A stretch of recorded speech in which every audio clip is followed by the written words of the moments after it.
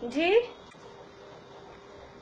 अरिहंत सिद्ध सूरी उपाध्याय साधु सर्व अर्थ के प्रकाशी मांगलिक उपकारी हैं। तिन्ह को स्वरूप जान रागते भई जो भक्ति काय को नवाए स्तुति को उचारी है। धन्य धन्य ते नहीं ते काज सब आज भय कर जोर बार बार वंदना हमारी है। मंगल कल्याण सुख ऐसो हम चाहत हैं। हो मेरी ऐसी दशा जैसी तुम धारी है। हो मेरी ऐसी दशा जैसी तुम धारी है।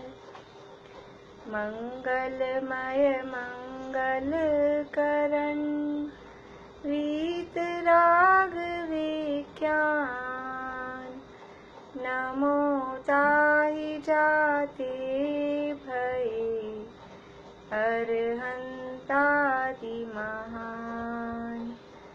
करि मंगल करि हो महा ग्रंथ करन को काज जाते मिले समाज सब पावे निज पद राज। सो निज भाव सदा सुखद अपनो करो प्रकाश। जो बहुविध भव दुख निको करी है सत्यानाश। करी है सत्यानाश। मोक्षण प्रकाशक के तीसरे अधिकार पे हमारी चर्चा चल रही है। पेज नंबर है 52 पेज पे हमारी चर्चा चल रही है तीसरे अधिकार में। और 8 कर्मों के उदय में 8 कर्मों से किस प्रकार का दुख है और उन दुख से छूटने का क्या उपाय है, ये यहाँ बता रहे हैं। तो ज्ञानावरण और दर्शनावरण से होने वाला दुख और उससे निवृत्ति की चर्चा हुई। अब मोहनीय कर्म से होने वाला दुख और उससे निवृत्ति।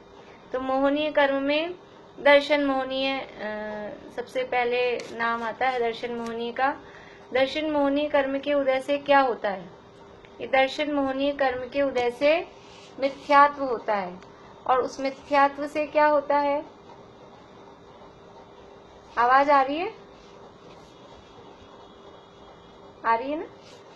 तो मिथ्यात्व से क्या होता है कि मिथ्यात्व के कारण जो वस्तु जैसी है वस्तु का विपरीत स्वरूप मानते हैं। वस्तु का जो यथार्थ स्वरूप है यथार्थ स्वरूप जानने में नहीं आता और वस्तु जैसी है उससे कुछ उल्टा मानने में आता है। तो जीव को अजीव मानने में आता है, अजीव को जीव मानने में आता है। सुख के कारण को दुख का कारण मानते हैं, दुख के कारण को सुख का कारण मानते हैं। ऐसा ये उल्टा स्वरूप समझ में आता है। और वो उल्टा स्वरूप समझते हैं तो उसके कारण जो भी कुछ काम करते हैं तो पर द्रव्य को अपना मान के मैं कुछ और हूँ, मैं कोई और हूँ, और पर द्रव्य को मैं मान लिया। तो पर द्रव्य को मैं मानकर जो भी सारे काम कर रहे हैं उसके हिसाब से शरीर को अपना मानकर और उस शरीर की पुष्टि के लिए काम करते हैं और शरीर को अपने अनुसार चलाना चाहते हैं। क्योंकि जिस द्रव्य को अपना मान लिया ये मैं हूँ, ये मेरा है, उसको अपने अनुसार परिणमित कराना चाहते हैं। ये एक साइकोलॉजी है, ऐसा नेचर होता है कि जिसको हम अपना मानते हैं उसको अपने कंट्रोल में रखना चाहते हैं, उसको उस पर अपना अधिकार समझते हैं और उसको अपने हिसाब से चलाना चाहते हैं। परंतु वास्तव में दुनिया में कोई भी परवस्तु हमारी होती नहीं है, वो हमारे हिसाब से चलती नहीं है और इस कारण से दुखी बने रहते हैं। तो ये तो उससे होने वाले दुख की बात की।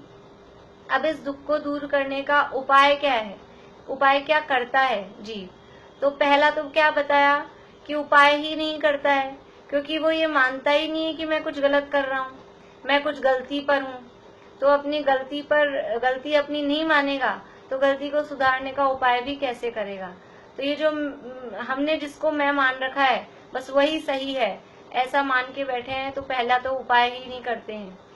दूसरा, यदि कुछ भी उपाय करते हैं, कुछ थोड़ा बहुत भी विचार करते हैं, सैनी पंचेंद्रिय हुए हैं, कुछ बुद्धि थोड़ी बहुत भी विचार करने में लगती है, तो विचार करना तो चाहते हैं, थोड़ा बहुत सोचते हैं, पर उनको कुछ जो गाइड करने वाले हैं, वो गाइड करने वाले उल्टे मिल जाते हैं। तो कुदेव कुगुरु कुशास्त्र का उनको संयोग हो जाता है, जिसके कारण से वो जो सही पुरुषार्थ कर सकते थे वो उनका पुरुषार्थ विपरीत ही हो जाता है, और वो सारा मामला उनका वहीं पर फ्लॉप हो जाता है, वो दुखी के दुखी ही बनी रहते हैं। उससे आगे बढ़े, यदि कदाचित सुदेव सुगुरु सुशास्त्र का निमित्त भी मिल जाए तो भी क्या होता है कि बस सच्चे देवशास्त्र गुरु मिले तो सही, लेकिन उनके यथार्थ उपदेश को ग्रहण नहीं किया। वो क्या कह रहे हैं, वास्तव में इनको जानने का फल क्या है, इनको यथार्थ जानना क्या है, वो नहीं जान पाते। बस उनकी दर्शन पूजन भक्ति करी, ये हमारे भगवान है, ये देव हैं, ऐसा जाना, और बस वहीं अपना मामला पूरा हो गया। वस्तु का यथार्थ स्वरूप, मैं कौन हूँ, शरीर कौन है, ऐसा भेद विज्ञान वहाँ प्रकट नहीं होता है। और सच्चे देवशास्त्र गुरु को केवल ऊपरी तौर पर मानने से कुछ कषायों की मंदता होती है। तो कषायों की मंदता होने से थोड़ा दुखी होता है, पहले अधिक दुखी था, अब थोड़ा दुखी होता है, परंतु रहता जैसे का तैसा ही है, कुछ उसका फायदा नहीं होता है। फिर एक उपाय ये है, अंतिम चौथे नंबर का क्या उपाय बताया कि एक ये भी उपाय है कि जैसा ये चाहता है या जैसा ये मानता है वैसी वस्तुएं परिणमित हो जाए, तो फिर ये सुखी हो जाए। सुखी होने के उपाय बता रहे हैं। तो सुखी होने की पहली बात तो कोई उपाय नहीं करता है, दूसरे ने उपाय किया तो कुगुरु कुदेव शास्त्र का निमित्त मिल गया, तीसरा वो केवल सच्चे देवशास्त्र गुरु का व्यवहार श्रद्धान कर लेता है। तो ये तो जो सारे उपाय किए उसमें दुखी बराबर बना हुआ है। अब चौथा उपाय क्या हो सकता है कि जैसा हम मानते हैं वैसी वस्तुएं हो जाएं, ये एक उपाय है। तो जैसा हम मानते हैं वैसी वस्तुएं हो जाएंगी तो हम सुखी हो जाएंगे, लेकिन ऐसा तो होता है नहीं। क्यों नहीं होता है, उसके लिए यहाँ सिद्धांत बताया। कौन सुनाएगा मुझे, कौन सुनाएंगे भाई? हाँ, निशा आंटी बोलिए।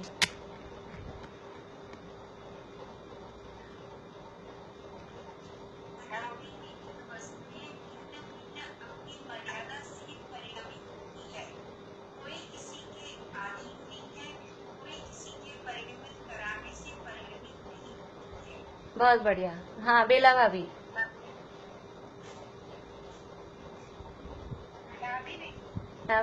म्यूट हो जाइए, बाकी लोग म्यूट हो जाइए।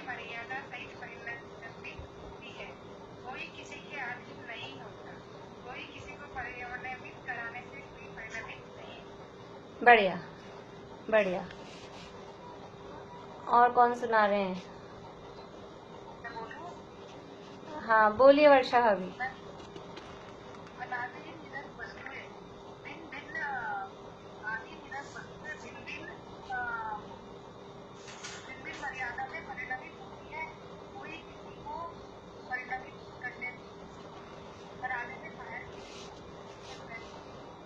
हाँ ठीक है, हाँ बोलिए पारुल।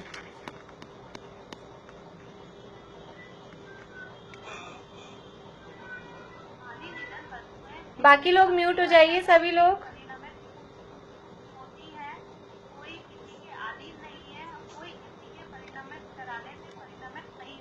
बढ़िया। अनादि निधन वस्तुएं भिन्न भिन्न अपनी मर्यादा लिए हुए परिणमित होती हैं, कोई किसी के अधीन नहीं है, कोई किसी के परिणमित कराने से परिणमित नहीं होती। तो ये जो मान्यता थी कि वो जैसा हम मानते हैं वैसा वो परिणमित हो जाए, लेकिन हम तो कुछ उल्टा परिणमित कराना चाहते हैं, हमारी जो दिमाग है वो उल्टा चलता है, तो हम चाहते हैं हमारे हिसाब से परिणमित हो, लेकिन जो वस्तुएं हैं वो अपने अपने हिसाब से परिणमित होती हैं, किसी दूसरे द्रव्य के अधीन वो परिणमित नहीं होती। ये सिद्धांत है, इसलिए वो हम उनको परिणमित कराना चाहें वह कोई उपाय नहीं है, वह तो मिथ्या दर्शन ही है। पूजा आपने याद किया कि नहीं? कल सुनूंगी, याद है आज? तो सुनाओ, आपने हाथ ही नहीं खड़ा किया, सुनाओ।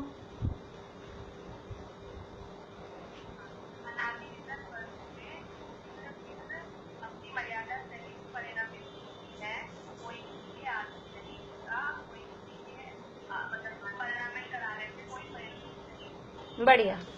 तो अनादि निधन वस्तुएं कहा है, कौन सी वस्तुएं? कि दुनिया में जितनी भी वस्तुएं हैं, एक एक वस्तु, रोटी बना रहे और रोटी जल गई, तो रोटी जल गई इसका मतलब क्या ध्यान आए? अनादि निधन वस्तुएं भिन्न भिन्न अपनी मर्यादा लिए परिणमित होती हैं। कोई काम गलत हो गया, बड़ा नुकसान हो गया, कुछ समझ लीजिए रुपया पैसा का नुकसान हो गया है, कुछ इस तरह का कुछ भी, तो क्या समझ में आता है कि क्या विचार करें? असावधानी रखने के लिए नहीं कह रही हूँ कि फिर ठीक है अब जो होना है वो होना है, तो अपन तो आराम से रहो, सावधान रहो, वो बात नहीं है। सावधानी पूर्वक कार्य करते हुए भी यदि कुछ नुकसान का काम हुए, कुछ गलत काम हो जाए, तो क्या विचार आना चाहिए? समता प्राप्त करने के लिए, समता धारण करने के लिए क्या विचार आना चाहिए? अनादि निधन वस्तुएं भिन्न भिन्न अपनी मर्यादा लिए परिणमित होती हैं, कोई किसी के अधीन नहीं है, कोई किसी के परिणमित कराने से परिणमित नहीं होता है। बच्चे हमारा कहना नहीं मान रहे हैं, तो फिर क्या? कोई किसी के अधीन नहीं है, कोई किसी के परिणमित कराने से परिणमित होता नहीं है, क्योंकि दिन भर घर गृहस्थी में रहते हैं तो हमारे हिसाब से चलता क्या है? कौन चाहता है कि साहब पंखा खराब हो जाए? कौन चाहता है कि सीलिंग में से पानी टपकने लग जाए? कौन चाहता है कि इतनी गर्मी पड़ जाए? सब उमस हो रही है, कोई बारिश करना चाहता है, कोई कोरोना ठीक हो जाए ये चाहता है, पहले जैसा माहौल हो जाए वो चाहता है, लेकिन है क्या कि सब अपनी अपनी मर्यादा लिए परिणमित हो रहे हैं। हमारे अधीन क्या है? कोई किसी के अधीन नहीं है, कोई किसी के परिणमित कराने से परिणमित नहीं होता है। तो यहाँ अनादि निधन वस्तुएं, अनादि निधन वस्तुएं कहकर द्रव्य को बताया और भिन्न भिन्न अपनी मर्यादा सहित, तो ये समझ लीजिए क्षेत्र को बताया। वो अपनी मर्यादा यानी अपना जितना उनका क्षेत्र है। क्षेत्र शब्द मर्यादा का वाची होता है कि तुम अपने हद में रहो, अपने एरिया में रहो, हद वो मर्यादा में रहो, तो ये क्षेत्र का वाची है। फिर परिणमित होती हैं, ये परिणमन करना ये काल का वाची है। और कोई किसी के अधीन नहीं है, कोई किसी के परिणमित कराने से परिणमित नहीं होता, इसको हम भाव के अंतर्गत ले सकते हैं। द्रव्य, क्षेत्र, काल, भाव। जैसे कल हमने इनमें सामान्य गुण का थोड़ा सा रूप देखा था कि अनादि निधन वस्तुएं, हमने इसको अस्तित्व गुण के रूप में देखा। फिर भिन्न भिन्न अपनी मर्यादा को हमने वस्तुत्व गुण के रूप में देखा। परिणमित होती हैं ये द्रव्यत्व गुण, और कोई किसी के अधीन नहीं है, इसको हम अगुरु लघुत्व गुण के रूप में कह सकते हैं। क्योंकि अगुरु लघुत्व गुण का क्या काम है? क्या करता है अगुरु लघुत्व गुण? बोलो ममता अभी।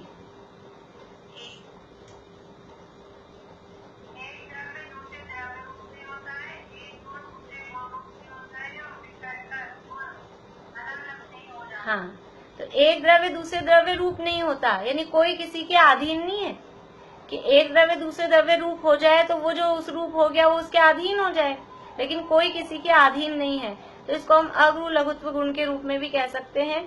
और अब बचा प्रमेयत्व गुण, तो ये सारे द्रव्य ज्ञान में ज्ञात होते ही हैं, इसलिए प्रमेयत्व भी इनमें इसी में गर्भित हमें समझ लेना चाहिए। तो इन दो लाइनों में 6 सामान्य गुण भी गर्भित हैं, और जो द्रव्य का चतुष्टय होता है, द्रव्य, क्षेत्र, काल और भाव, इस 2 लाइनों में द्रव्य, क्षेत्र, काल, भाव चारों बातें आई। अनादि निधन वस्तुएं कहकर द्रव्य कहा, और अपनी मर्यादा सहित कहकर क्षेत्र कहा, परिणमित होती हैं ऐसा कहकर काल बताया, और कोई किसी के अधीन नहीं है, कोई किसी के परिणमित कराने से परिणमित नहीं होता, ये बात कहकर उनका भाव बताया। तो द्रव्य, क्षेत्र, काल, भाव चारों ही बातें इसमें बताई गई हैं। तो बहुत ही समझ लीजिए माला फेरने जैसा वाक्य है। माला किसकी फेरनी, वो हाँ, अनादि निधन वस्तुएं, अनादि निधन कहा ना, अनादि निधन पना वो अस्तित्व को बता रहा है। फिर अपनी मर्यादा, मर्यादा शब्द है वो वस्तुत्व गुण को बता रहा है। वस्तुत्व गुण के कारण वस्तु में, द्रव्य में अपनी प्रयोजन भूत क्रिया होती है, तो वो अपनी प्रयोजन भूत क्रिया अपनी मर्यादा में रहकर करता है, इसलिए ये मर्यादा शब्द वस्तुत्व गुण को बताता है। परिणमित होती है, तो ये सीधा सीधा द्रव्यत्व गुण को बता रहा है, क्योंकि द्रव्यत्व गुण के कारण द्रव्य निरंतर परिणमित होता है, उसकी अवस्था निरंतर बदलती है, तो ये परिणमित होती है, द्रव्यत्व गुण को बता रहा है। और कोई किसी के अधीन नहीं है, ये अगुरु लघुत्व गुण को बता रहा है। कोई किसी के अधीन नहीं, अगुरु लघुत्व गुण में भी यही स्वरूप है कि एक द्रव्य दूसरे द्रव्य रूप नहीं होता है, एक गुण दूसरे द्रव्य गुण रूप नहीं होता है, मतलब कोई किसी के अधीन नहीं है। और अब बचे हैं प्रमेयत्व और प्रदेशत्व, तो वो इसमें गर्भित समझ लेना चाहिए, क्योंकि द्रव्य है तो उसका आकार भी है और वो ज्ञान में ज्ञात भी होते ही हैं। तो ये समझ लीजिए कि इतना जो ये दो पंक्तियां हैं, दो वाक्य हैं, लेकिन ये बिल्कुल माला फेरने वाले वाक्य हैं। माला हम माला फेरते हैं तो हमारा उपयोग नहीं लगता। क्यों नहीं लगता कि हम वो नमो नियंताणम नमो सिद्धाणम ऐसे बोलते रहते हैं, तो उपयोग तो कहीं भी काम करता है, कहीं भी भाग जाता है। ऐसे कुछ हम माला फेरें बराबर और ये बोलें कि ये विचार करें, बोले मतलब फिर बोल बोल के वही उपयोग को भगाना नहीं है, इसमें उपयोग को लगाएं कि इसमें क्या कहा गया है। अनादि निधन वस्तुएं ये कहकर अस्तित्व को बताया, भिन्न भिन्न अपनी मर्यादा लिए हुए यह कहकर क्षेत्र को बता रहे हैं, वस्तुत्व गुण को बता रहे हैं। ऐसा ये चिंतन के लिए ये पंक्तियां हैं, और ऐसा चिंतन करते करते ही वो उपयोग कभी उस स्वरूप में एकाग्र हो जाए और उस एकाग्रता की दशा में काम हो सकता है, सम्यक दर्शन की प्राप्ति हो सकती है। इन पंक्तियों पर गहराई से विचार किया जाए, भेद विज्ञान कराने वाली पंक्तियां हैं ये, बिल्कुल। तो अनादि निधन वस्तुएं भिन्न भिन्न अपनी मर्यादा सहित परिणमित होती हैं, कोई किसी के अधीन नहीं है, कोई किसी के परिणमित कराने से परिणमित नहीं होती। उन्हें परिणमित कराना चाहे वह कोई उपाय नहीं है, वह तो मिथ्या दर्शन ही है, क्योंकि जो वस्तुएं परिणमित हो रही हैं वो अपने अनुसार परिणमित हो रही हैं, और हम उसको परिणमित कराना चाहते हैं, तो वह कोई उपाय, किस चीज का उपाय, सुखी होने का, वह कोई सुखी होने का उपाय नहीं है। उनको हम परिणमित कराकर सुखी होना चाह रहे हैं, वह तो मिथ्या दर्शन ही है, ये मिथ्यात्व है, उल्टी मान्यता है, क्योंकि पर पदार्थ के परिणमन से हमें सुख नहीं होगा। पर पदार्थ का परिणमन पर पदार्थ में होगा, हम अपनी ही मान्यता को परिणमित कराकर सुखी हो सकते हैं, अपने परिणमन से ही हम सुखी होंगे। परद्रव्य में तो परिणमन हम करा भी नहीं सकते, और उसके परिणमन के हिसाब से हम सुखी भी नहीं हो सकते। यदि परद्रव्य के अनुसार हम सुखी दुखी हों, तो फिर हम परद्रव्य के अधीन हो गए, कि वो चाहेगा जब हम सुखी होंगे, वो चाहेगा तब हम दुखी होंगे। इसलिए प्रत्येक वस्तु का सुख दुख और प्रत्येक वस्तु का परिणमन उसके स्वयं के अधीन ही है। तो ये यहाँ तक क्या बता दिया कि अभी तक जितने उपाय जीव अपने सुखी होने के लिए कर रहा है, दर्शन मोह के उदय से जो मिथ्यात्व हो रहा था और उसको दूर करने के लिए, सुखी होने के लिए जो उपाय कर रहा था, वो सारे उपाय बिल्कुल गलत थे। तो सच्चा उपाय क्या है, 52 पेज पे बीच का पैरा है। तो सच्चा उपाय क्या है, जैसा पदार्थों का स्वरूप है वैसा श्रद्धान हो जाए तो सर्व दुख दूर हो जाए। क्या है सच्चा उपाय, कि जैसा पदार्थों का स्वरूप है वैसा मान लो, क्योंकि दुख क्यों हो रहा था, कि दुख उल्टा मानने से हो रहा था, विपरीत मान रहे थे, तो बस सही मान लो तो सारा झगड़ा मिट जाए। दुख की जड़ यही थी कि उल्टा मानना। तो जैसा पदार्थों का स्वरूप है, जीव को जीव जान ले, पुद्गल को पुद्गल जान ले, सुख के कारण को सुख का कारण मान ले, दुख के कारण को दुख का कारण मान ले, बात खत्म। तो जैसा पदार्थों का स्वरूप है वैसा श्रद्धान हो जाए तो सर्व दुख दूर हो जाएं। जिस प्रकार कोई मोहित होकर मुर्दे को जीवित माने या जिलाना चाहे तो आप ही दुखी होता है, कोई मुर्दा है, डेड बॉडी है, अब उसको कोई ये माने कि ये तो जीवित व्यक्ति है और उसको जीवित मान के उसके हिसाब से उसको ट्रीट करे, या उसको जो मर गया उसको वापस से जिंदा करना चाहे, तो क्या होगा? ना तो वो जो मर गया है वो मरा हुआ ही है, वो जीवित है नहीं, और वो जो मर गया है उसको हम जीवित कर भी नहीं सकते, उसको दोबारा से उसी शरीर रूप में हम जीवित नहीं कर सकते। तो वो मुर्दे को जीवित मान रहा है या उसको जिलाना मतलब जिंदा करना चाह रहा है, तो आप ही दुखी होता है, स्वयं दुखी होता है, और क्या होता है? तथा उसे मुर्दा मानना और यह जिलाने से जिएगा नहीं ऐसा मानना, सो ही उस दुख के दूर होने का उपाय है। उसका दुख दूर करने का उपाय क्या है? किसी ने मुर्दे को जिंदा मान लिया, मुर्दे को जिंदा मान लिया और वो मुर्दे को अपने हिसाब से चाह रहा है, उसको इंस्ट्रक्शंस देता है, ऐसा करो, उठो, नहाओ धो, खाओ पियो, वो तो कुछ करेगा नहीं, तो क्या होगा? वो दुखी होगा। अब उसको उस दुख का दूर करने का उपाय क्या है? यही उपाय है कि मुर्दे को मुर्दा मान लो, बस, दैट्स ऑल, और कोई उपाय नहीं है। ऐसा उदाहरण अपने समझ लीजिए जितने भी नारायण और बलभद्र होते हैं, जितने भी 63 सलाका पुरुषों में जितने भी नारायण और बलभद्र होते हैं, उन सबके साथ में उनके जीवन में ऐसा प्रसंग बनता है। नारायण और बलभद्र दोनों भाई होते हैं और दोनों में अत्यंत प्रेम होता है, इतना प्रेम होता है कि दोनों एक दूसरे के बिना नहीं रह सकते। जैसे कि रामचंद्र जी और लक्ष्मण, लक्ष्मण नारायण थे, रामचंद्र जी बलभद्र। तो वो रामचंद्र जी को वनवास हुआ तो लक्ष्मण साथ में निकल गए, उनके बिना नहीं रह सकते। और रामचंद्र जी की मृत्यु की खबर सुनकर, झूठी, कि ये रामचंद्र जी की मृत्यु हो गई है, ऐसी झूठी खबर किसी ने दी, और ऐसी खबर सुनते ही वो लक्ष्मण का हार्ट फेल हो गया, वहीं मृत्यु को प्राप्त हो गए, इतना प्रेम।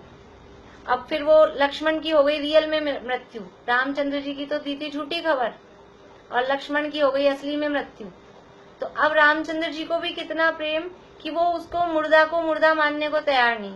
यद्यपि शायद सम्यक दृष्टि थे, फिर भी चारित्र मोह के उदय से ऐसी परिणति बन जाती है, बन सकती है। तो वो डेड बॉडी को डेड बॉडी मानने को तैयार नहीं है, मुर्दा मानने को तैयार नहीं, वो उनको जीवित ही मानते। और उसको, तू सो क्यों रहा है मेरा भाई, तू उठना, उसको नहलाते धुलाते खाना खिलाने की कोशिश करते। 6 महीने तक ऐसा करते रहे। अब आप लोगों को लगेगा 6 महीने तक डेड बॉडी बदबू नहीं आती क्या? तो जितने भी महापुरुष होते हैं उनकी डेड बॉडी में से यानी बदबू नहीं आती, त्रसजीव उसमें पैदा नहीं होते, ऐसी विशेषता उनके शरीर में होती है। ये जो महापुरुष होते हैं विशेषता इनके शरीरों में होती है, जैसे आहार करते हैं परंतु निहार, मलमूत्र आदि इनके नहीं होते हैं।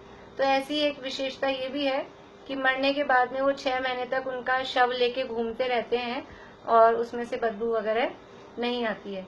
तो 6 महीने तक उस मुर्दे को जिलाना चाहे और मुर्दे को जीवित माने, सब लोग ने प्रयास कर करके थक गए, उनको बता बता के थक गए। जो उनको कहे ना कि ये मर गया है, आप इसको जिंदा मान रहे हो, उसको उल्टा डांटे फटकारे चाटा लगा दें, तुम्हारा भाई मरा होगा, तुम्हारे पिताजी मरे होंगे। हाँ जी, ये चारित्र मोह का, ये अप्रत्याख्यानावरण का उदय है, अनंतानुबंधी जन्य नहीं है ये भी। देखिए, अप्रत्याख्यानावरण कषाय के उदय में भी ऐसे कार्य हो सकते हैं। हमको तो लगेगा सीधा ये तो अनंतानुबंधी मिथ्यात्व का काम है, देखने में ऐसा लग रहा है कि तो हम लोग ही ऐसा नहीं करते हैं, मिथ्यादृष्टि ऐसा नहीं करते कि शव को लेके घूमे, लेकिन वो चारित्र मोह के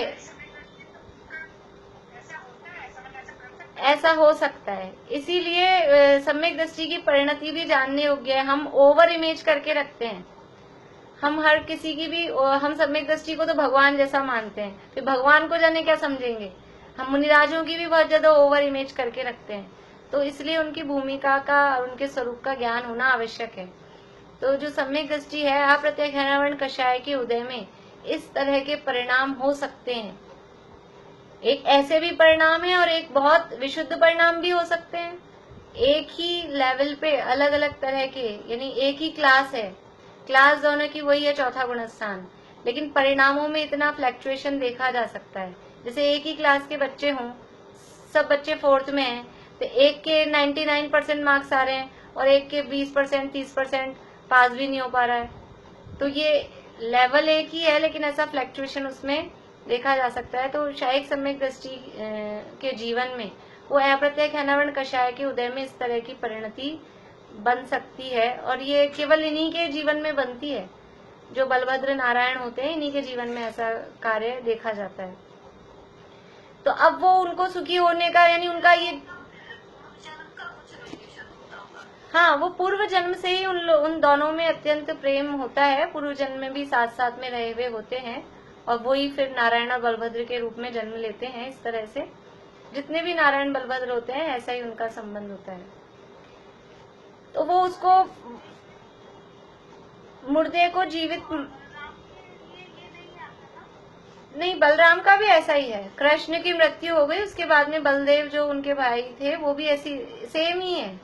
सबका सेम होता है। इसके अलावा जिनके नाम हम नहीं जानते, वो भी जो नारायण और उनके जो बलभद्र थे उनके साथ में, सबका एक सा ही होता है, सबका एक सा प्रसंग बनता है। प्रति नारायण 3 खंड के अधिपति होते हैं। चक्रवर्ती 6 खंड के राजा होते हैं, वैसे प्रति नारायण 3 खंड के राजा होते हैं। और इन प्रति नारायण को मार कर, मतलब उनको जीत कर, वो नारायण फिर 3 खंड के राजा बन जाते हैं। नारायण और प्रति नारायण दोनों एंटी होते हैं। तो रावण प्रति नारायण था, लक्ष्मण नारायण था, और नारायण ही प्रति नारायण को मारता है। तो लक्ष्मण ने रावण को मारा है, राम ने रावण को मारा। बचपन से सुलेख लिखवाती हैं स्कूल में टीचर, राम ने रावण को मारा, और नीचे तक कॉपी भरो, तो वो बचपन से भरा हुआ है कि राम ने रावण को मारा। लेकिन ऐसा नहीं है, राम ने रावण को नहीं मारा, लक्ष्मण प्रति नारायण थे, और लक्ष्मण ने रावण, यानी लक्ष्मण के हाथों से रावण की मृत्यु हुई। ऐसा वास्तव में होता है। तो यहाँ तो हमारा उदाहरण यह है कि कोई मुर्दे को जलाना चाहे और उसको जीवित मानना चाहे, और जीवित मानता नहीं, नारायण 3 खंड का राजा होता है, 6 खंड का राजा चक्रवर्ती होता है। तो अब ये जो उसको मुर्दे को जिंदा मानने से जो दुख हो रहा है, उससे जो दुखी हो रहा है, वो दुख कैसे दूर होगा? कि दुख ऐसे होगा कि मुर्दे को मुर्दा मान ले, बस इतनी सी तो बात है। और बात कितनी है? उसको अपने को दुख दूर करने का करना क्या है कि मुर्दे को जिंदा मान रहा है तो मुर्दे को मुर्दा मान ले। अब अभी हमको वो तो समझ में आ रहा है, लेकिन हम क्या कर रहे हैं? ये दर्शन मोह के उदय में हो क्या रहा है कि हमने मुर्दे को जिंदा मान रखा है। ये मुर्दा है, ये मुर्दा है, और हमने इसको जिंदा, इसको जीव मान रखा है। और इस कारण हमारे सारे दुखों की जड़ ये है, ये शरीर को जीव मानना, इस शरीर को चैतन्य स्वरूपी मानना। चैतन्य स्वरूपी कोई और है, और हमने इस मुर्दे को जिंदा मान रखा है, और इसको जिंदा की जैसे काम कराते हैं, नहलाना धुलाना खिलाना पिलाना, ये कर रहे हैं हम इसको सब। तो हमारा ये जो हम इसके कारण हम इसको अपने हिसाब से परिणमित कराना चाहते हैं, क्योंकि ये मैं हूँ, ये मैं हूँ, तो ये मेरे हिसाब से चलना चाहिए। क्योंकि मैं अपने हिसाब से, तो कम से कम मैं तो अपने हिसाब से चलूं, तो ये मैं हूँ, तो ये अपने हिसाब से चलना चाहिए। लेकिन ये तो अपने हिसाब से नहीं चलता है। हाथ उठाना चाहते हैं, अचानक ही ऐसा होता है, रात को सोए, सुबह हाथ में ताकत नहीं आ रही है, हाथ नहीं उठ रहा है। अब क्या करें? ये आप हो, ये आपका है, तो आपके हिसाब से काम करना चाहिए, लेकिन नहीं करता है तो दुखी होते हैं। तो अब इस दुख को दूर करने का उपाय क्या है कि मुर्दे को मुर्दा मान लो, बस खत्म। कि ये मुर्दा है, ये स्पर्श रस गंध वर्ण वाला ये पुद्गल है, और जिंदा जो है वो कोई और है, वो ज्ञान दर्शन स्वभावी, वो चैतन्य तत्व वो अलग है, और ये जो मुर्दा तत्व है ये अलग है। ऐसा दोनों को अलग अलग जान लें तो दुख दूर हो जाए। और कुछ भी नहीं है दुख सुखी होने का उपाय। तो जिस प्रकार कोई मोहित होकर मुर्दे को जीवित माने या जलाना चाहे तो आप ही दुखी होता है, तथा उसे मुर्दा मानना और यह जलाने से जिएगा नहीं ऐसा मानना, सो ही उस दुख के दूर होने का उपाय है। वह ही, और कोई उपाय नहीं है। और क्या उपाय करें? दुनिया भर के उपाय करें, लेकिन जब तक वो खुद नहीं मानेगा कि ये मुर्दा है, ये जीवित नहीं होगा, उसके खुद के माने बिना और कोई उपाय नहीं है। कुछ भी कर लो, खुद को मानना पड़ेगा, अपनी बुद्धि को ठीक करना पड़ेगा। तो वह ही उस दुख के दूर होने का उपाय है। उसी प्रकार मिथ्या दृष्टि होकर पदार्थों को अन्यथा माने, अन्यथा परिणमित करना चाहे, तो आप ही दुखी होता है तथा उन्हें यथार्थ मानना और यह परिणमित कराने से अन्यथा परिणमित नहीं होंगे ऐसा मानना, सो ही उस दुख के दूर होने का उपाय है। भ्रम जनित दुख का उपाय भ्रम दूर करना ही है। सो भ्रम दूर होने से सम्यक श्रद्धान होता है, वही सत्य उपाय जानना। तो क्या कह रहे हैं वो दुख दूर होने का, कि मिथ्या दृष्टि होकर पदार्थों को अन्यथा मान रहा है, अन्यथा उल्टा मान रहा है और अन्यथा ही परिणमित कराना चाह रहा है। जो वस्तु जैसी है वैसा मान नहीं रहा और जो वस्तु का परिणमन जैसा होता है उससे उल्टा परिणमित कराना चाह रहा है, तो आप ही दुखी होता है तथा उन्हें यथार्थ मानना और यह परिणमित कराने से अन्यथा परिणमित नहीं होंगे, कि उनका स्वरूप जैसा है वैसा मानना और हमारे परिणमित कराने से ये परिणमित नहीं होंगे, ये अपने हिसाब से ही परिणमित होंगे। हम कितना ही किसी चीज को, नए कपड़े लाए, अब हम सोचते हैं ये हमारी नई ड्रेस खराब नहीं हो, उसको अच्छा बिल्कुल इस चक्कर में खराब नहीं हो, इस चक्कर में कम पहनते हैं, पहनते ही नहीं है, अलमारी में सजा के रखते हैं। फिर क्या होता है, इसका रंग फेड नहीं हो जाए, खराब नहीं हो जाए, फट नहीं जाए, और पहनी भी नहीं इस चक्कर में। और फिर क्या हुआ, अब लॉकडाउन में तो वैसे ही कपड़े पहनने में काम नहीं आ रहे, तो पड़े पड़े पता लगा वो गल गए। अब निकालने के लिए किसी दिन पहनने को निकाली और पहनने को खोली तो क्या हुआ कि हमारे हिसाब, हम उसको कितना ही बचा कर रखने की कोशिश करना चाह रहे हैं, लेकिन हमारे हिसाब से वो परिणमित नहीं होंगे। उन्हें उसका यथार्थ मानना कि कोई वस्तु आई है, आज नई है, वो अपने हिसाब से परिणमित होगी, वो पुरानी होगी, उसका रंग भी फेड होगा, वो फटेगी भी, ऐसा मानना, और ये हमारे परिणमित कराने से अन्यथा परिणमित नहीं होंगे। हम जैसा चाहते हैं वैसा ही उसमें परिणमन नहीं होगा, ऐसा मानना, सो ही उस दुख के दूर होने का उपाय है। और इसके अलावा पहले से ये मान के रखें, आज जो नई चीज लाए हैं ये खराब होगी, पुरानी होगी, तो माइंड सेट रहता है, तो वो दुख नहीं होता। लेकिन हम ये मान के रखें कि नई आई और ये नई की नई रहे, खराब होगी नहीं, तो वो तो चलेगा नहीं, वो तो पुरानी होगी, खराब होगी भी, तो वो दुखी होते हैं, ज्यादा दुखी होते हैं। तो वस्तु का जो स्वरूप है, क्या स्वरूप है कि ये परिणमित कराने से अन्यथा परिणमित नहीं होंगे, ऐसा मानना, सो ही उस दुख के दूर होने का उपाय है। अब क्या कह रहे हैं, ये लाइन भी बहुत समझ लीजिए, ऐसे जो वाक्य हैं स्पेशल मोक्षण प्रकाशक के, उसमें से ये एक पंक्ति है, भ्रम जनित दुख का उपाय भ्रम दूर करना ही है। हमें जो ये दुख हुआ है, हमें ये जो दुख हो रहा है ना, दर्शन मोह के उदय से दुख, ये दर्शन मोह के उदय से क्या हुआ है कि भ्रम हुआ है, और क्या है, दर्शन मोह के उदय से भ्रम हुआ है। क्या भ्रम हुआ है कि जो जीव था उसे अजीव मान लिया, जो अजीव था उसे जीव मान लिया, अजीव में जीव पने का भ्रम हुआ है, ये भ्रम है। अब इस भ्रम को दूर करने का क्या उपाय है, ये भ्रम को दूर करने का उपाय ये है कि आप अपना भ्रम ठीक कर लो, भ्रम दूर कर लो। तो भ्रम जनित, ये जो भ्रम से, गलतफहमी से, मिथ्या मान्यता से जो हमारे को दुख हो गया है, उस भ्रम जनित दुख का उपाय, क्या उपाय है, केवल भ्रम दूर करना ही एकमात्र उपाय है, इसके अलावा और कोई उपाय नहीं, क्योंकि और कहीं है ही नहीं, ये सारा माइंड में हो रहा है, ये सारी जो दुख का जो कार्यक्रम हो रहा है ना, वो हमारे दिमाग से हो रहा है। हमने अपने दिमाग, जैसे ऐसा होता है कभी कभी हमारे सामने दो लोग कुछ खुसर पुसर कर रहे हैं और हम सामने खड़े हैं और वो काना फूसी कर रहे हैं, तो फिर क्या होता है, हमको भ्रम हो जाता है, ये अपनी कुछ कर रहे हैं, अपने बारे में कुछ कर रहे हैं। अब क्या होगा, वो तो जो भी कुछ कर रहे थे, कुछ भी बात कर रहे थे, अब हमें क्या हो गया, हमें भ्रम हो गया, और अब हम दुखी हुए जा रहे हैं, दुखी हुए जा रहे हैं, दुखी हुए जा रहे हैं। अब क्या करें, उस दुख को दूर करने का उपाय क्या है कि अपना जो दिमाग फिरा है ना, भ्रम हुआ है, उस भ्रम को ठीक कर लो। भ्रम जनित दुख को दूर करने का उपाय भ्रम दूर करना ही है। समय सार में एक उदाहरण आते हैं भूताविष्ट और ध्यानाविष्ट का, तो वो तो प्रकरण दूसरा है, लेकिन हम यहाँ भी उसको समझ सकते हैं कि एक व्यक्ति ध्यान में बैठा है और वो भैंसे का ध्यान कर रहा है, ऐसा वो सोच के बैठता है कि और अपने आप को भैंसा मानता है। क्या मानता है कि मैं इतना बड़ा, बहुत बड़ा विशाल भैंसा हूँ और मेरे इतने बड़े बड़े सींग हैं, और मेरे दोनों सींग ये कमरे के दोनों कोनों में जाके अटक गए जिस कमरे में मैं बैठा हूँ, और अब मैं हिलूंगा भी ना तो ये मेरी गर्दन ही टूट जाएगी।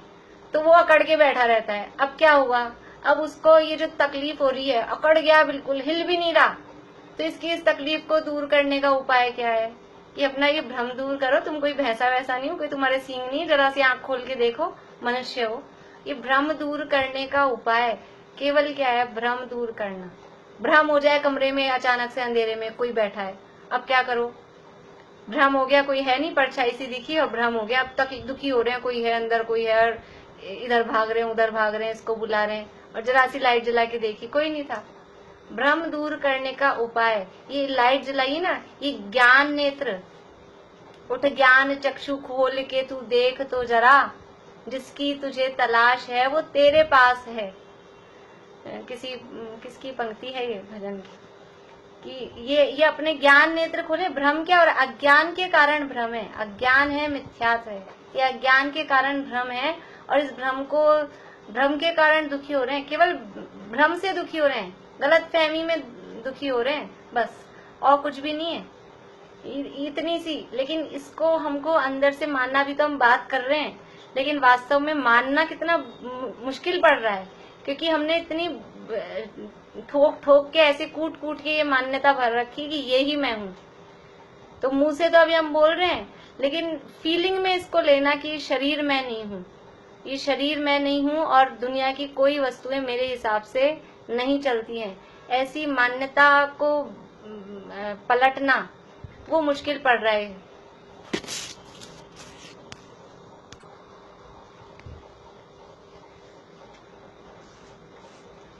तो कैसे ये भ्रम, हमारा ये भ्रम है, भ्रम जनित दुख को दूर करने का उपाय बस भ्रम दूर करना ही है।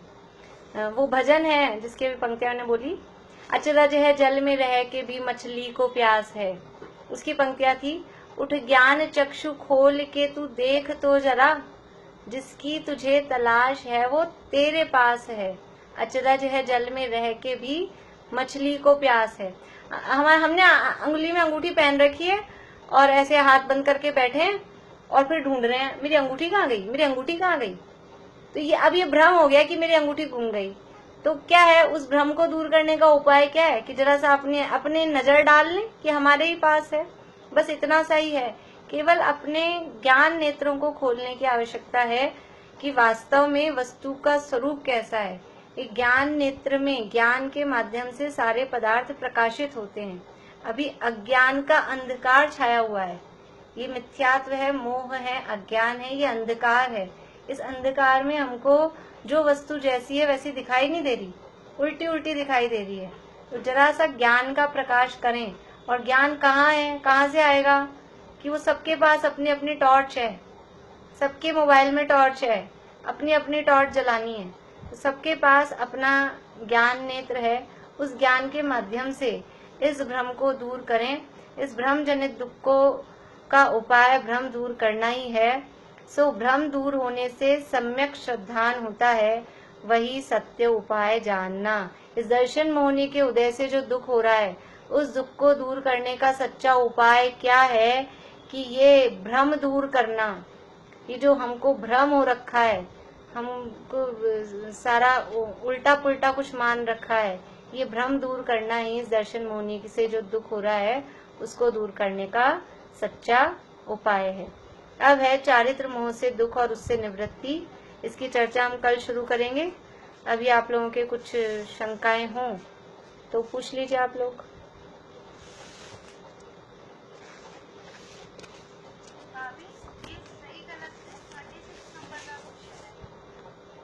हाँ, मनुष्य दृश्य और देवायु ये भी तो पुण्य आयु है, लेकिन पुण्य ही तो बन रहे ये भी। हाँ, तो अब आप बताओ फिर सही है या गलत है। इनको क्यों छोड़ा है? हाँ होगा।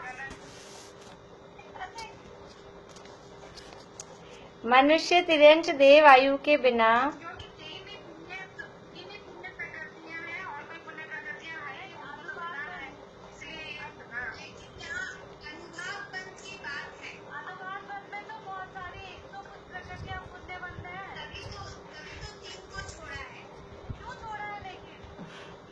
अभी निशा आंटी ये बताइए सही है या गलत है? आंसर क्या है? आंसर सही है या गलत है? ये सही है। क्यों है सही? मैंने तो हाँ लिखा है, सही है। मनुष्य तिर्यंश देव आयु के बिना पुण्य प्रकृतियों में बहुत कषाय होने पर अल्प अनुभाग बंधता है। तो मनुष्य तिर्यंश देव आयु के बिना, पारुल जो बोल रही है वो सही बोल रही है कि ये भी तो पुण्य प्रकृतियां है ना, फिर इनके बिना क्यों कहा? सभी पुण्य प्रकृतियों में बहुत कषाय होने पर अल्प अनुभाग बनता है। इन तीन को छोड़ा है, इन तीन को तो स्थिति बंध में छोड़ा था। समझ में आ रही बात? हाँ, पाप प्रकृतियों में सम प्रमाण है, पुण्य प्रकृतियों में विषम प्रमाण है, वो तो ठीक है। लेकिन पुण्य प्रकृतियां क्या हैं? अनुभाग बंध के संबंध में ये सारी पुण्य प्रकृतियां हैं। स्थिति बंध के प्रकरण में केवल 3 पुण्य प्रकृतियां हैं। तो यहाँ 3 को छोड़ के, जब ये 3 भी पुण्य प्रकृतियां हैं अनुभाग बंध में, तो फिर इन 3 को छोड़ के बाकी को लिया तो वाक्य गलत हो गया ना।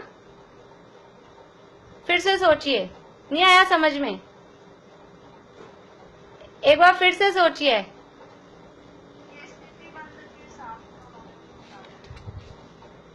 चलिए आगे, और किसको पूछ?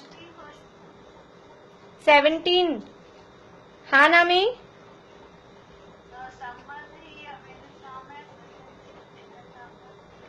हाँ हाँ ना का 17 नंबर का प्रश्न कौन बताएंगे इसका आंसर?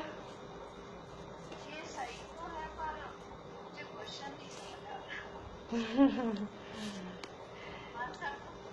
रहा। आंसर सही है, वरना अभी आपने किए। तो इसका हाँ लग रहा है, थोड़ा कंफ्यूजिंग लैंग्वेज कंफ्यूजिंग है। आंसर सही है, आंसर हाँ है, लेकिन लैंग्वेज भी वैसे ठीक है पर वो अपने को थोड़ी कंफ्यूजिंग लगती है। संबंध ही अभिन्नता में कथनचित भिन्नता का सूचक है। संबंध मतलब किसी 2 चीजों में हम संबंध बता रहे हैं कि इनका इनके साथ संबंध है, तो ये संबंध बताकर अभिन्नता बताई।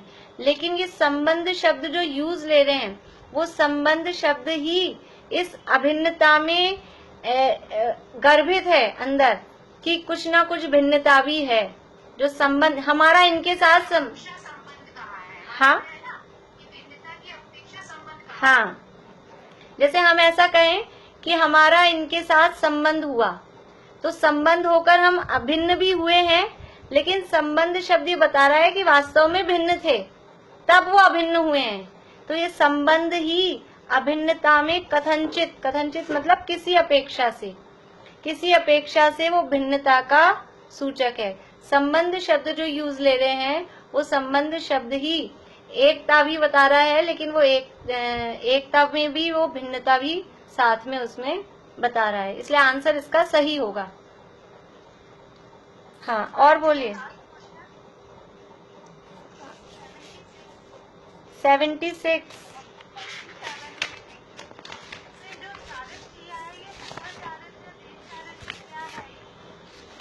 एक मिनट,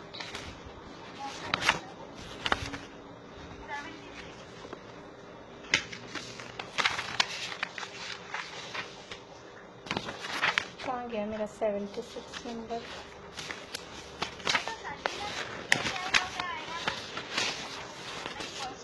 एक मिनट, मेरे पेज ही उल्टे पुल्टे हो गए हैं।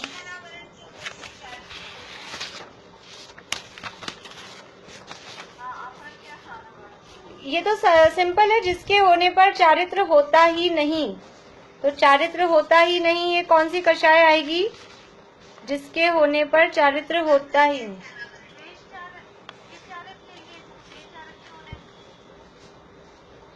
जिसके होने पर चारित्र,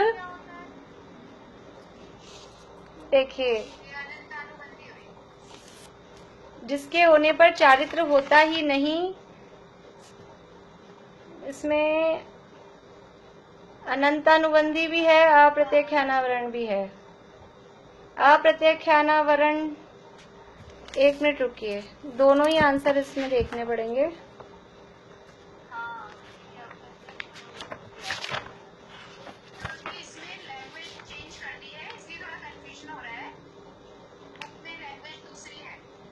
मेरे ख्याल से इसका आंसर तो अनंतानुबंधी ही।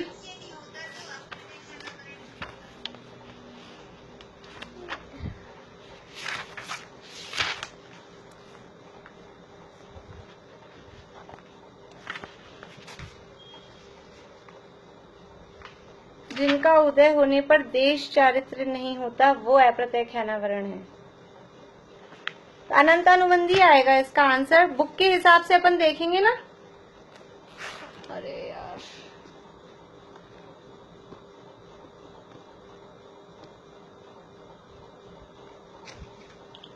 आवाज आ रही है अब? बुक के हिसाब से देखेंगे तो आंसर इसका अनंतानुबंधी आएगा, क्योंकि बुक में अपने को दिया है अप्रत्यय ख्यानावरण की परिभाषा में, जिनका उदय होने पर देश चारित्र नहीं होता वो अप्रत्यय ख्यानावरण कषाय है। अब यहाँ पर पूछ रहे चारित्र ही होता ही नहीं है, नहीं दोनों ही। ये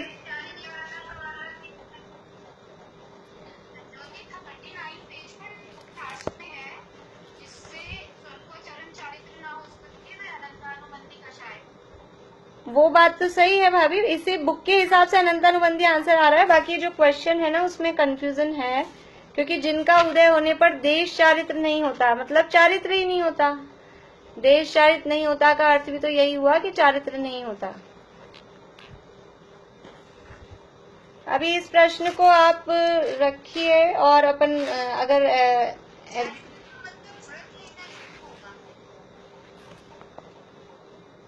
व्रत लेना ही होगा, लेकिन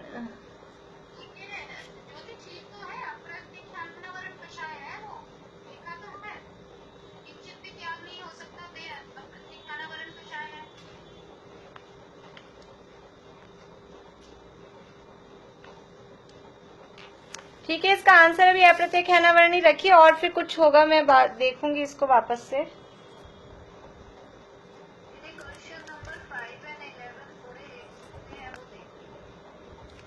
5 इसी में सही विकल्प वाले में। क्वेश्चन नंबर 5 एंड 11 5 में से है ना संसार,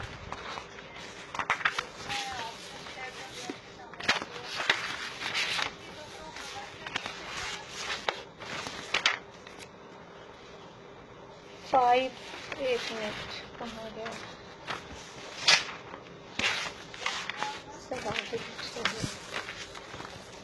संसार किसे कहते हैं और संसार किसका नाम है?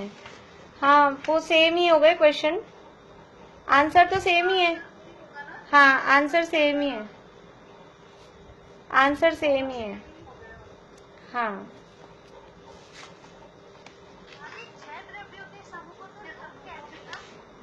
छह द्रव्यों के समूह को संसार नहीं कहते, छह द्रव्यों के समूह को विश्व कहते हैं। विश्व या लोक, जो हमने एक लोक भावना पढ़ी और एक संसार भावना पढ़ी, तो लोक भावना में वो छह द्रव्यों के समूह वाली बात है, और संसार भावना में जीव की दुख रूप अवस्था, चार गतियों रूप जो दुख रूप अवस्था है वो संसार भावना आएगी। यहाँ ऑप्शन में चार गतियों को भी दिया है, लेकिन संसार किसे कहते हैं, अकेली गतियों को संसार नहीं कहते। जीव की दुख रूप, अपने को तो यहाँ सीधी सीधी लाइन दी है पुस्तक में, जीव की दुख रूप अवस्था उसका नाम संसार है।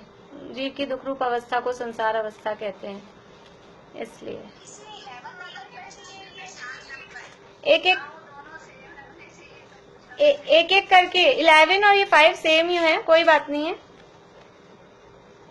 हाँ एक एक करके बोलिए, आप कौन बोल रहे हैं?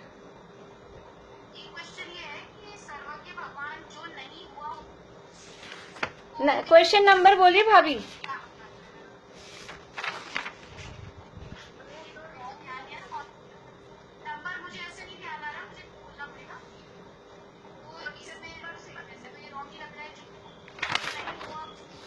सही, हाँ हाँ हाँ नाम है क्या?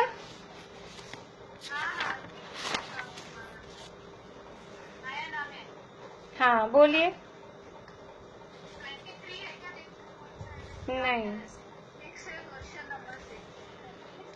सर्वज्ञ भगवान जो हुआ नहीं उसको भी जानते हैं, क्या दिक्कत है इसमें? हाँ ना का 6 नंबर का है।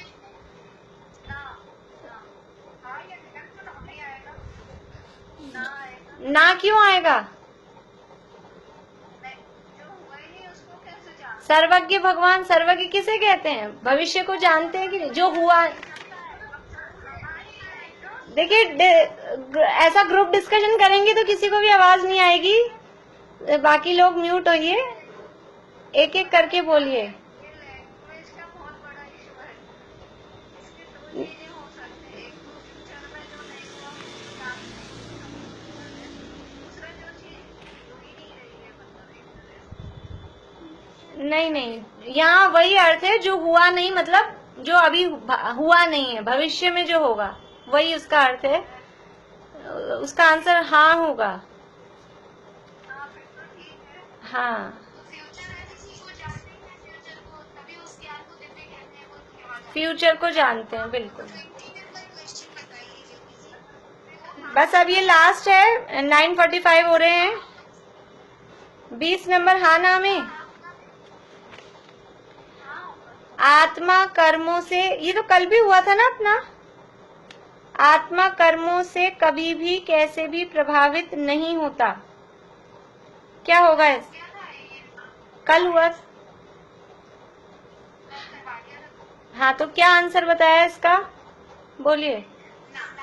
ना, कभी। जो ऑप्शंस वाले उसमें 4 नंबर बताइए।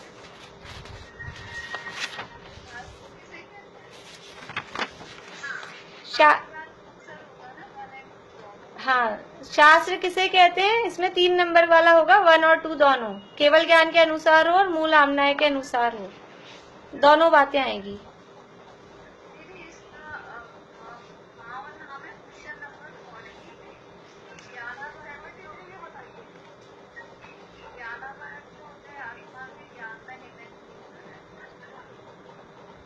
तो बताइए सही होगा या गलत?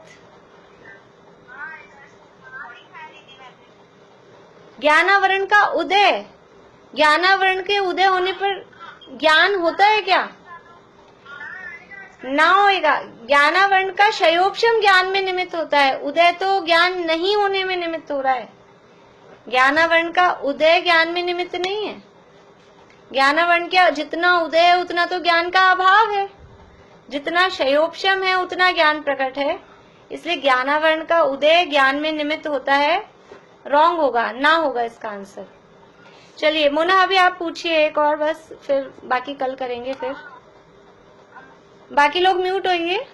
हाँ बोलिए मोना, अभी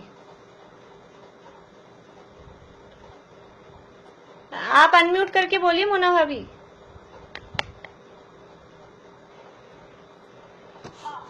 हाँ बोलिए। हाँ आ रही है। कौन सा? 73। ये तो हाँ कल हुआ था ये प्रश्न। जाति कर्म के उदय व मति ज्ञानावरण के क्षयोपशम का क्या संबंध है? तो ये निमित्त नैमित्तिक संबंध है। जाति कर्म का उदय और मति ज्ञानावरण कर्म में क्षयोपशम में दोनों में निमित्त नैमित्तिक संबंध है। ठीक, चलिए बाकी अब जिनके भी रह गए हैं कल करेंगे अपन। और हाँ, कल कितनी तारीख है अभी? कल तो अभी 1 ही तारीख हुई है ना। हाँ, तो अपने पास सैटरडे तक का टाइम है, आराम से आप लोग पूछ लीजिएगा जो भी कोई। सैटरडे को तो नहीं हो पाएगा, 3-4 लोग मना कर रहे हैं।